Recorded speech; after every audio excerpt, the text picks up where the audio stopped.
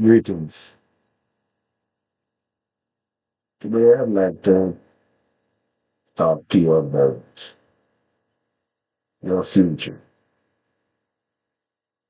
but not the distant future. Let us put it to the end of the year. What do you want to achieve by the end of the year? Do you have a goal that you are working towards? If you're a student going to college, maybe it's getting some good grades, passing the courses. If you are an entrepreneur, a business person, then you want to increase whatever product that you're dealing with. So August is finished. This is the general the vacation time. And now we move into, in terms of season, autumn. And as I said, it's a good time to review what you have done and what it is that you now need to do, whether you need to adjust yourself or not. Before I began this, I recall my little book that I used to read when I was young, and it says, to live in the past robs the present of its vitality and colors the future with despair.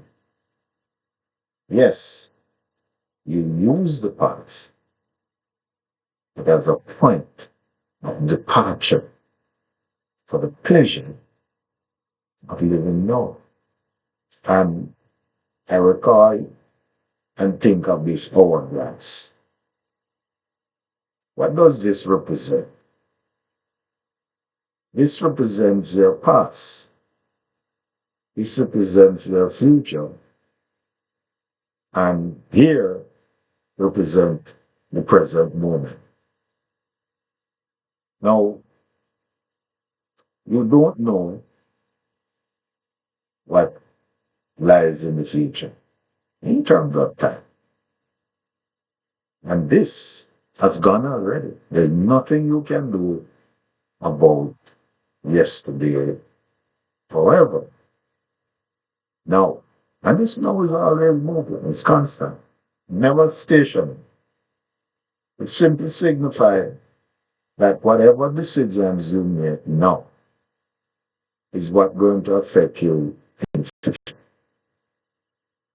Because the decisions you made in the past are what you are presently living now. So the question really is a question which I want to put is, what have you been investing in? You know, Goddard points out, Genevieve Beren points out, that thought is the coin of heaven, and money, it's its symbol on earth. So the question really is, what are you spending or are you investing? Big difference. Most of us have been programmed to spend and do very little investing. I recall when I was teaching and had this issue with many students. I teach mathematics. And I'm older than some of them grandparents. But I understood technology. And we have a thing called a graphing calculator. It costs over $60 to $100 now. A student and parents would not invest in getting that. But they would buy us sneakers for $200. And they would spend an enormous amount of money buying wigs.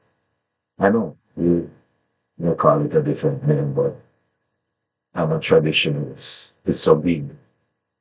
Eh, eh. So that is what is spending versus investing.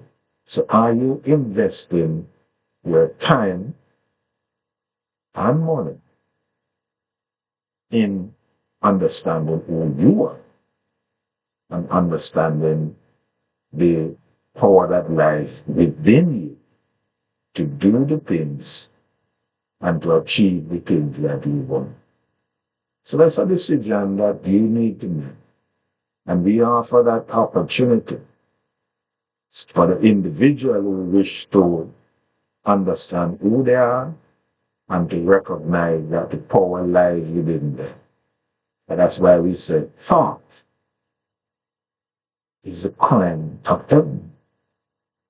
And money is simply this earthly symbol.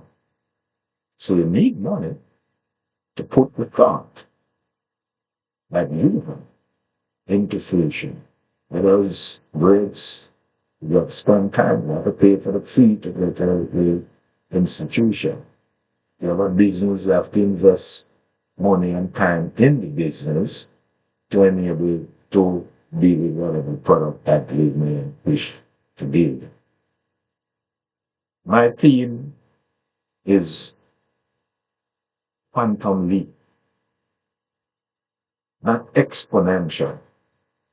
Sorry, exponential growth, not incremental change, which unfortunately is what our education system trains us to.